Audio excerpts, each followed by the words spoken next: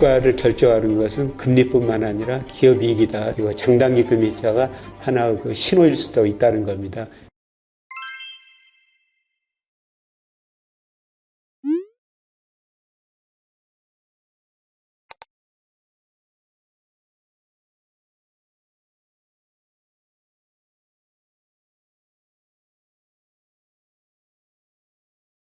최근에 시장 금리가 급락하고 있습니다.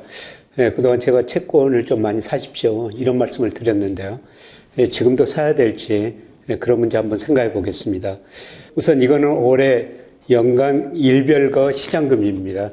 대표적으로 시장금리라면 뭐 국고채 수익률이죠. 10년, 3년, 1년 제가 뭐 쭉 그려놨는데요. 최근에 금리가 급락하고 있습니다. 지난 10월 초, 10월 중순까지 시장금리가 많이 올랐었죠. 10년 국고채 수익률이 한때 4.4%까지 올라갔습니다. 그러나 최근에 그 3.3%까지 많이 떨어졌죠. 그런데 최근 떨어진 것 보니까요. 단기 1년 국고채 수익률보다는 10년짜리 장기가 더 많이 떨어졌습니다. 특히 12월 들어서는 역전되는 현상까지 발생했는데요. 그럼 금리가 왜 이렇게 떨어질 것인가? 금리에는 미래의 물가상승률하고 미래의 경제성장률이 들어있다고 볼 수가 있습니다. 우리가 흔히 피셔 방정식이라고 그러는데요. 이런 명목금리는 실질금리 플러스 물가상승률이죠. 실질금리는 사전적으로 추정할 수 없으니까 실질 GDP 성장률을 사용합니다. 내년에 좀 경제가 회복된다는 건데요. 그럼에도 불구하고 금리가 떨어진 것은 물가상승률이 낮아질 거라는 겁니다.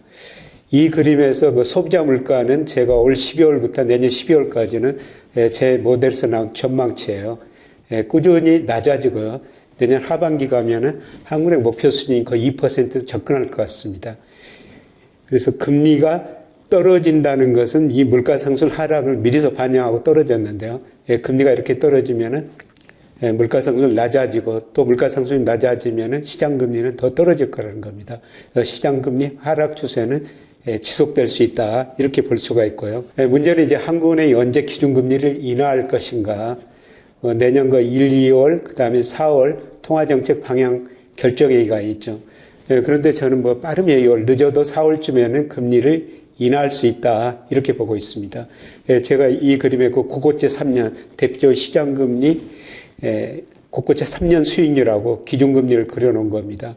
그런데 시장금리가 기준금리에 한 1개월 정도 선행하는 거 나와 있습니다. 상관계수가 0.90으로 비교적 높고요. 그 다음에 제가 인과관계를 구해보더라도 이 시장금리, 국고채 3년 수익률이 기준금리를 일방적으로 설명을 합니다. 최근에 국고채 3년 수익률이 기준금리보다 더 낮아졌습니다. 이거는 시장에서 기대하기는 머지않아 기준금리를 내릴 것이다. 이런 기대를 갖고 있는 거죠. 물론 단기적으로 이제 금리가 너무 많이 떨어졌으니까 좀 반등을 할 수가 있습니다만은 앞서 말한 물가상승을 고려하면은 시장금리는 내년에도 추세적으로 하락하고 이 시장금리 하락이 기준금리 인하를 예고해주고 있다는 겁니다. 시간의 문제지 기준금리도 인하할 수가 있다는 겁니다. 제가 우리나라 적정금리를 한번 추정해 봤어요. 테일러 준칙이라고 있죠. 실제 GDP가 잠재 GDP 2로 있느냐 밑에 있느냐, 그 다음에 물가상승률이 목표치 위에 있느냐 아래에 있느냐 이런 거 가지고 추정해 본 건데요. 그런데 물론 내년 전망이 있어야 되죠. 내년 전망은 제가 한국은행 전망치, 경제성장 전망치, 물가 전망치를 참고해 가지고요. 적정 수준 한번 추정해 본 겁니다. 이렇게 추정해 보면은 내년과 2분기 만에 적정금리 수준이 기준금리입니다. 3.3%, 내년 말에는 2.3%, 현재 3.5%입니다만은 내년에가 많이 낮게 나온다는 겁니다. 아까 시장금리 하락이 기준금리 하락을 의미한다 이런 말씀을 드렸습니다만은 이 적정금리 추정을 해봐도 기준금리는 인하할 가능성이 높다는 겁니다. 시간의 문제라는 겁니다. 참고로 금리하고 주가 관계를 제가 그래프 그려놨는데요. 여기서 대표적인 시장금리 국고채 3년 수익률하고 코스피입니다. 장기적으로는 상관계과 역외관계가 있어요. 마이너스 0.80이죠. 장기적으로 금리가 떨어지면은 주가도 올랐다는 겁니다. 근데 기간에 따라서는 또 금리가 오를 때 주가도 오르고요. 그 다음에 금리가 떨어졌는데도 주가가 떨어지는 경우도 있었어요. 이거는 주가를 결정하는 요인이 금리뿐만 아니라 기업이익 증가율이라는 겁니다. 그리고 금리가 떨어질 때도 경기가 나빠가지고 기업이익 증가율이 더 떨어져 버리면은 주가도 떨어질 수가 있다는 겁니다. 그리고 금리가 오를 때 경기가 좋아서 오른다면은 금리 상승폭보다 기업이익 증가폭이 커버리면은 금리가 오를 때도 주가도 오른다는 경우입니다. 중간중간 이런 경우가 있었다는 겁니다. 최근에 이제 금리가 떨어지고 주가는 오르는데요. 아마 제가 내년 1분기 후반, 2분기에는 주가 한번 조정이 올 수가 있습니다.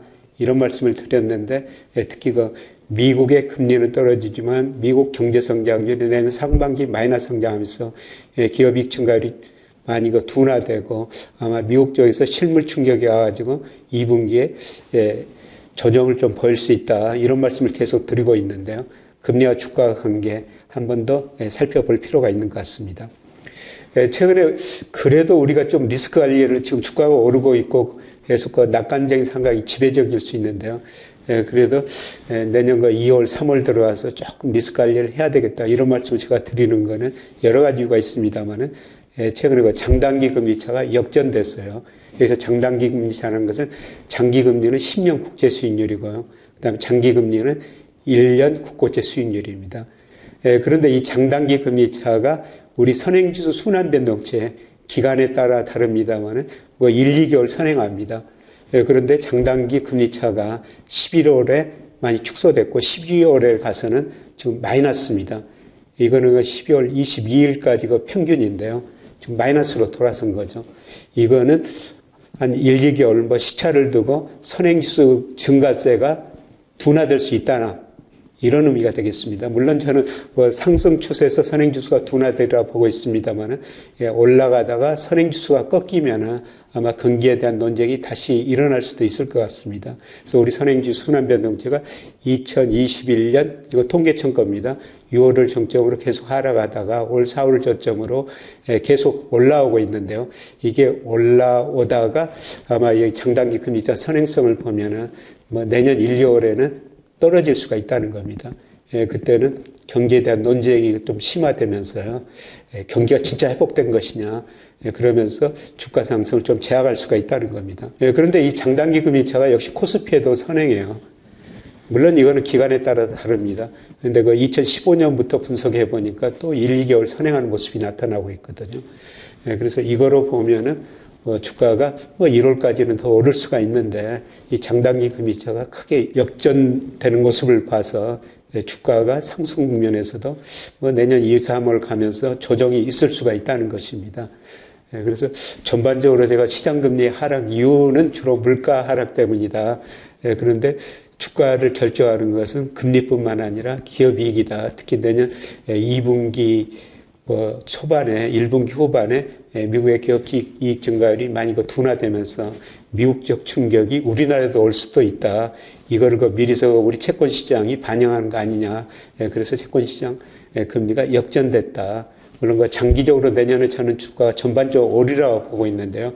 중간중간 조정을 거칠 수 있는데 이거 장단기 금리차가 하나 신호일 수도 있다는 겁니다. 그래서 이런 지표도 참고하면서 투자 전략을 세우시기 바랍니다. 고맙습니다.